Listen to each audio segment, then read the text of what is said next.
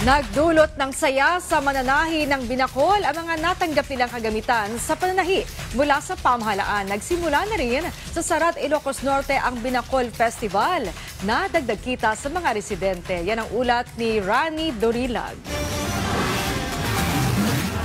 Kumot, alampay at iba't ibang terno at barong. Ilan lamang yan sa produksyon ng Binacol na isang klase ng hand-woven fabric na gawa sa bulak sa Sarat, Ilocos Norte. At dahil simula na ang isang linggong pagdiriwang ng Binacol Festival, nagdodoble kayod na ang mga nanahi ng Binacol. Demand po ang aming product, lalo na po yung tela na Binacol kasi they are using it po sa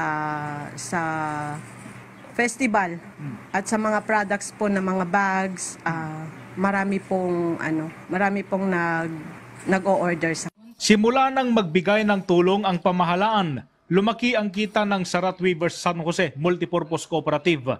Sa tulong ng DTI, DOST at DAR, nabigyan ng electric sewing machine, pedal loom o pangablan, sinulid at libreng trainings ang kooperatiba. Lubos naman ang pasasalamat ni Ate Mary Jane sa mga kinaukulang ahensya ng pamahalaan dahil anaya sa tulong nito, natataguyod nila ang kanilang pamilya. Nagpapasalamat kami sa LGU ng Sarat dahil hindi sila tumitigil na tumutulong at sumusuporta sa amin, sir.